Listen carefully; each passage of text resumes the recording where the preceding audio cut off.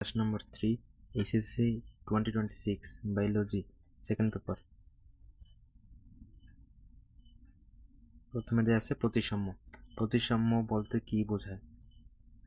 প্রতিসাম্য বলতে বোঝায় প্রাণীদেহের মধ্যবর্তী তলের দুপাশে সদৃশ্য বা সমান আকৃতির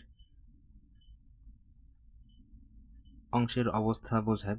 যে সমস্ত প্রাণীর দেহকে কোনো না কোনো কাজে অক্ষ বা তল বরাবর সমান অংশে ভাগ করলে যে সমস্ত প্রাণীর প্রতিসাম্য পাওয়া যায়, তাহলে যেসব প্রাণীর দেহকে কোনো না কোনো অংশ বা অক্ষ বরাবর সমান অংশে ভাগ করার পর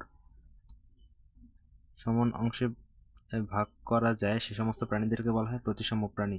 প্রতিসাম্য প্রাণী বলতে বোঝায় যে সমস্ত প্রাণীর দেহকে কোনো না কোনো অক্ষ বা তল বরাবর সমান অংশে ভাগ করা যায় সে সমস্ত প্রাণীদেরকে বলা হয় প্রতিসাম্য প্রাণী বা সিমেট্রিক্যাল অ্যানিমাল বলা হয়। প্রতিসাম্য বলতে কি বোঝায়? প্রতিসাম্য বলতে বোঝায় যে সমস্ত প্রাণীর দেহের মধ্যবর্তীয় তলের দুপাশে সদৃশ্য বা সমান আকৃতির আকৃতি বিশেষ অংশের অবস্থা বোঝায়। প্রতিসাম্য প্রাণী বলতে বোঝায় প্রাণীদেহের মধ্যবর্তীয় তলের দুপাশে সদৃশ্য বা সমান আকৃতির অংশের অবস্থা। আর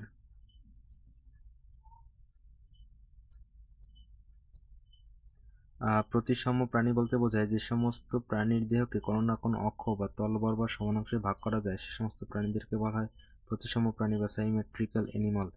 আর যে সমস্ত প্রাণীর দেহে কোনো বিভাজন সম্ভব হয় না বা এইসব ধরনের বিভাজন সম্ভব হয় না তাদেরকে বলা হয় অপ্রতিসাম্য প্রাণী বা অ্যাসিমেট্রিক্যাল অ্যানিমাল। প্রাণীদেহে বিভিন্ন ধরনের প্রতিসাম্য দেখা যায় যেগুলো নিচে আলোচনা করা হয়েছে। গোলীয় প্রতিসাম্য।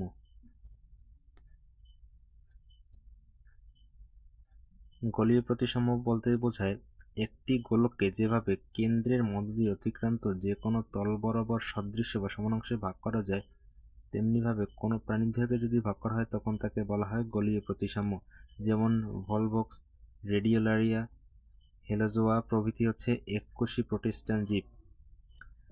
গোলীয় প্রতিসাম্য বলতে বোঝায় যখন কোনো গোলককে আমরা মাঝ বরাবর যদি সমান অংশে ভাগ করি তখন কোনো প্রাণীকে যদি আমরা একইভাবে সমান অংশে ভাগ করি বা সমান তল বরাবর সদৃশ অংশে ভাগ করি তেমনিভাবে কোনো প্রাণীকে ভাগ করা যদি হয় তখন তাকে বলা হয় গোলীয় প্রতিসাম্য। গোলীয় প্রতিসাম্যের উদাহরণ হিসেবে দেয়া আছে ভলভক্স, রেডিওলারিয়া, হেলিওজোয়া প্রভৃতি হচ্ছে এককোষী প্রোটিস্টান জীব। গোলীয় প্রতিসাম্য বলতে বোঝায় গোলীয় প্রতিসাম্য হচ্ছে কোনো গোলককে যেভাবে কেন্দ্রের মধ্য দিয়ে তল বরাবর সদৃশ বা সমান অংশে ভাগ করা হয় তেমনি যদি কোনো প্রাণীকে ভাগ করি তখন তাকে বলি গোলীয় প্রতিসাম্য।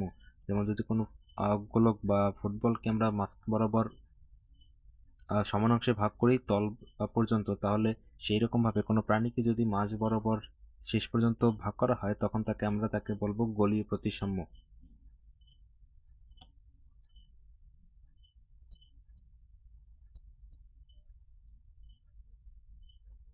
এরপর অরীয় প্রতিসাম্য। অরীয় প্রতিসাম্য বলতে কি বোঝায়? কোনো প্রাণীর দেহকে যদি কেন্দ্রীয় লম্ব অক্ষ বরাবর কেটে সদৃশ দুইয়ের বেশি সংখ্যক অর্ধাংশে ভাগ করা যায় তখন সে ধরনের প্রতিসাম্যকে অরীয় প্রতিসাম্য বলা হয়। অরীয় প্রতিসাম্যের উদাহরণ হিসেবে আছে হাইড্রা এবং জেলিফিশ। অরীয় প্রতিসাম্য বলতে বোঝায় কোনো প্রাণীর দেহকে যদি কেন্দ্রীয় লম্ব অক্ষ বরাবর কেটে সদৃশ দুই অংশে ভাগ করা যায় তখন তাকে বলা হয় অরীয় প্রতিসাম্য। অরীয় প্রতিসাম্য উদাহরণ হচ্ছে হাইড্রা এবং জেলিফিশ, যে উভয় হচ্ছে সামুদ্রিক প্রাণী। অরীয় প্রতিসাম্য বলতে বোঝায় কোনো প্রাণীর দেহকে এই থেকে শুরু করে এই পর্যন্ত কোনো প্রাণীর দেহকে আমরা যদি লম্ব বরাবর অর্থাৎ লম্ব অনুযায়ী কাটি তাহলে সদৃশ দুইয়ের বেশি সংখ্যক অংশে ভাগ করা হয় তখন তাকে বলা হয় অরীয় প্রতিসাম্য। অর্থাৎ একের অধিক দুই এবং দুইয়ের অধিক যদি সমান অংশে আমরা বিবেচনা করতে পারি কোনো প্রাণীকে তখন তাকে আমরা বলি অরীয় প্রতিসাম্য।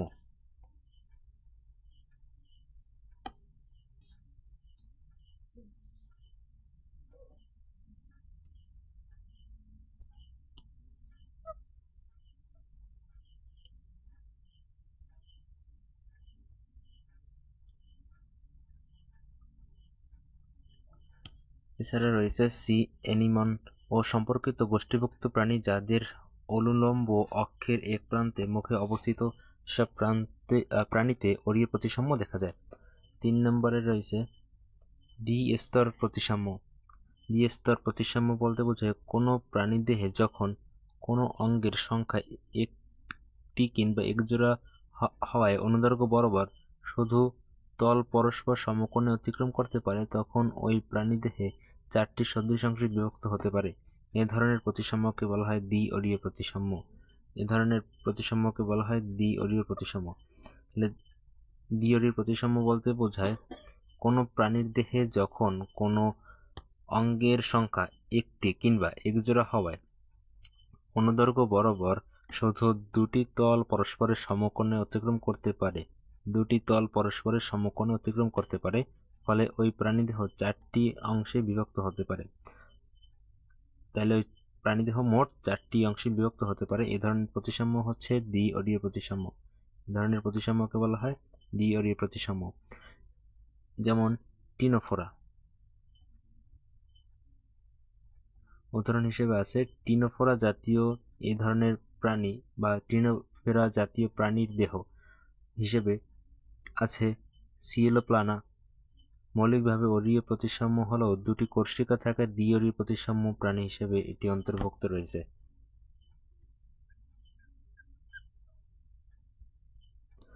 তাহলে দ্বি-অরীয় প্রতিসাম্যের উদাহরণ হিসেবে আছে টিনোফোরা জাতীয় প্রাণীর দেহ, যেমন সিয়েনোপ্লানা।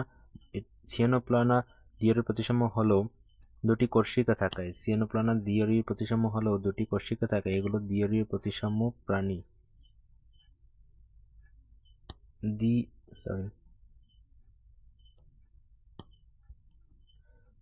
টিনোফোরা জাতীয় প্রাণীর দেহ হিসেবে আছে সিয়েনোপ্লানা। এটি হচ্ছে একটি অরীয় প্রতিসাম্য প্রাণী।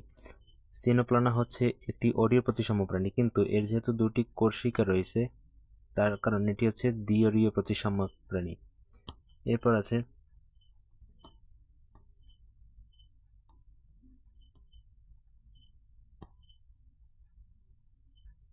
দ্বিপার্শ্বীয় প্রতিসাম্য। যখন কোনো প্রাণীর দেহকে কেন্দ্রীয় অক্ষ বরাবর শুধু একবার ডান ও বাম পাশে অর্থাৎ সেজিটাল তল দুটি সদৃশ অংশে ভাগ করা যায়, তখন তাকে দ্বিপার্শ্বীয় প্রতিসাম্য বলা হয়। দ্বিপার্শ্বীয় প্রতিসাম্য বলতে কি বোঝায়? দ্বিপার্শ্বীয় প্রতিসাম্য বলতে বোঝায় যখন কোনো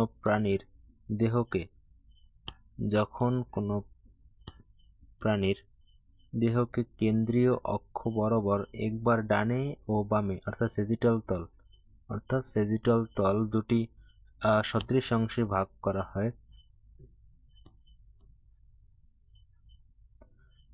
তখন তাকে বলা হয় দ্বিপার্শ্বীয় প্রতিসাম্য। দ্বিপার্শ্বীয় প্রতিসাম্যের উদাহরণ হিসেবে আছে প্রজাপতি, ব্যাঙ, মানুষ, হোমো স্যাপিয়েন্স ইত্যাদি।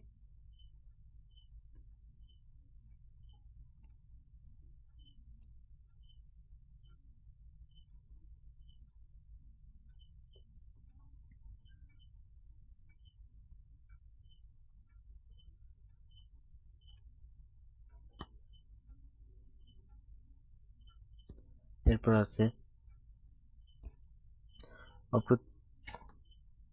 অপ্রতিসাম্য। যখন কোনো প্রাণীর দেহকে দেহ অক্ষ বা দেহতল বরাবর ছেদ করলে একবার সদৃশ অংশে ভাগ করা যায় না, তখন তাকে অপ্রতিসাম্য বলা হয়। অর্থাৎ যখন কোনো প্রাণীর দেহকে যে কোনো ধরনের প্রাণীকে আমরা যদি দেহতল বরাবর সমান অংশে বিভক্ত করি, কিন্তু কোনোভাবেই আমরা দুইটি সমান অংশে ভাগ করতে পারবো না, তখন তাকে অপ্রতিসাম্য প্রাণী বলা হয়। অর্থাৎ যে কোনো ধরনের প্রাণীকে যদি সমান অংশে ভাগ করার পরও সে দুইটা সমান অংশে বিভক্ত না হয়, তখন আমরা তাকে বলবো অপ্রতিসাম্য প্রাণী। অপ্রতিসাম্য প্রাণীর উদাহরণ হিসেবে আছে স্পঞ্জ, শামুক ইত্যাদি। শামুক এবং স্পঞ্জ এদেরকে আমরা কখনোই সমান অংশে ভাগ করতে পারবো না, যতই দুইটা অংশে ভাগ করার চেষ্টা করি সমানভাবে। তারপর আছে খণ্ডায়ন। কোনো প্রাণীর দেহ যদি লম্বালম্বী অক্ষ বরাবর একই রকম খণ্ডাংশের পুনরাবৃত্তির মাধ্যমে গঠিত হয়, তখন এই অবস্থাকে বলা হয় মেটামরিজম। মেটামরিজম বলতে কি বোঝায়?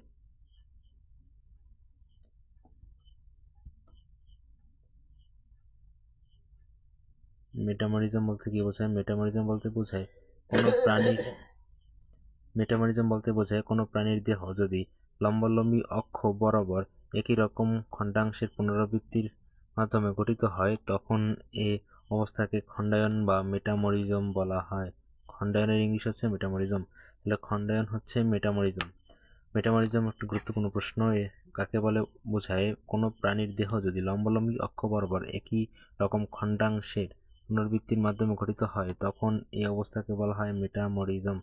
প্রতিটি খণ্ডকে বলা হয় মেটামিয়ার বা সোমাইট। প্রতিটি খণ্ডকে বলা হয় মেটামিয়ার বা সোমাইট। প্রতিটি খণ্ডকে বলা হয় মেটামিয়ার বা সোমাইট।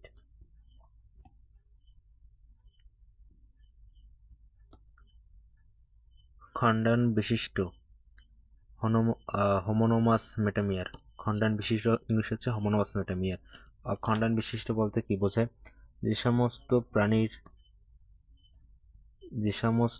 প্রাণীর কোষগুলো, যে সমস্ত প্রাণীর দেহখণ্ডগুলো, নট কোষগুলো, যে সমস্ত প্রাণীর দেহখণ্ডগুলো সদৃশ বা একই ধরনের, অর্থাৎ যে সমস্ত প্রাণীর দেহখণ্ডগুলো সদৃশ বা একই রকম দেখায় বা একই রকম দেখতে, সেগুলো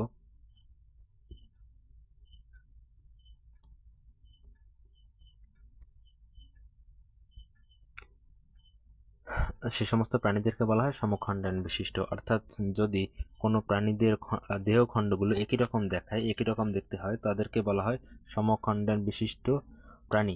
যেমন কেঁচোর খণ্ডায়ন। কেঁচোর খণ্ডায়ন বলতে বোঝায় দেহের যে রয়েছে, কেঁচোর যে দেহ, কেঁচোর প্রত্যেকটা দেহই হচ্ছে সমান খণ্ড, অর্থাৎ একই রকম দেখতে দেখায়। তার জন্য কেঁচোকে আমরা সমখণ্ডায়ন আকৃতি বা সমখণ্ডায়ন বিশিষ্ট প্রাণী বলে থাকি। খ নম্বরে আছে অসমখণ্ডায়ন বিশিষ্ট হেটারোনোমাস মেটামিয়ার। যে সমস্ত প্রাণীর দেহকোষ বা দেহখণ্ডগুলো, নট কোষগুলো, যে সমস্ত প্রাণীর দেহখণ্ডগুলো অসম বা ভিন্ন ভিন্ন ধরনের হয়, তাদেরকে আমরা অসমখণ্ডায়ন বিশিষ্ট বলি। উদাহরণ হিসেবে আছে পতঙ্গের খণ্ডায়ন। অর্থাৎ যে সমস্ত প্রাণীর কোষগুলো একই রকম দেখায় না, তাদেরকে আমরা বলি অসমখণ্ডায়ন বিশিষ্ট প্রাণী। কোনো উদাহরণ হিসেবে আছে পতঙ্গ। বিভিন্ন ধরনের কীট পতঙ্গ রয়েছে, কিন্তু তাদের একটির দেহের সাথে অন্যটির দেহের যে আকৃতি অথবা খণ্ড করলে দেখা যাবে তাদের আকার আকৃতি কিছুই মেলে না, যার কারণে অসমখণ্ডায়ন প্রাণীর উদাহরণ হিসেবে পতঙ্গকে দেওয়া হয়েছে। অর্থাৎ অসমখণ্ডায়ন বিশিষ্ট প্রাণী অথবা হেটারোনোমাস মেটামিয়ার বলতে বোঝায় যে সমস্ত প্রাণীর দেহখণ্ডগুলো অসম বা ভিন্ন ধরনের হয়, সে সমস্ত প্রাণীকে অসমখণ্ডায়ন বিশিষ্ট প্রাণী বলা হয়। যে সমস্ত প্রাণীর দেহখণ্ডগুলো অসম বা ভিন্ন ধরনের হয়, সে সমস্ত প্রাণীদেরকে অসমখণ্ডায়ন বিশিষ্ট বা হেটারোনোমাস মেটামিয়ার বলা হয়। হেটারোনোমাস মেটামিয়ার ইজ ভেরি ইম্পর্টেন্ট। এরপর আছে খণ্ডায়ন বিশিষ্ট। খণ্ডায়ন বিশিষ্ট প্রাণী বলতে কি বোঝায়? এই ধরনের প্রাণীতে কোনো খণ্ড নেই। লাস্টে আছে খণ্ডায়নবিহীন। খণ্ডায়নবিহীন প্রাণী বলতে কি বোঝায়? এ ধরনের প্রাণীতে কোনো খণ্ডায়ন নেই বা কোনো খণ্ড নেই। উদাহরণ হিসেবে আছে সমুদ্র তারা বা স্টারফিশ এবং ঝিনুক, যেগুলো হচ্ছে সামুদ্রিক প্রাণী। এই সমস্ত প্রাণীর দেহে কোনো ধরনের খণ্ড নেই, তাদের এই জন্য খণ্ডায়নবিহীন প্রাণীর অংশে রাখা হয়েছে। খণ্ডায়নবিহীন বা প্রাণী বলতে বোঝায় এ ধরনের প্রাণীতে কোনো ধরনের খণ্ড থাকে না, তাই এদেরকে বলা হয় খণ্ডায়নবিহীন প্রাণী। নাম্বার 7, অঞ্চলায়ন বা ট্যাগমাটাইজেশন। ট্যাগমাটাইজেশন বা অঞ্চলায়ন একই কথা। ট্যাগমাটাইজেশন বলতে কি বোঝায় অথবা অঞ্চলায়ন বলতে কি বোঝায় আসলে দেখতে হবে।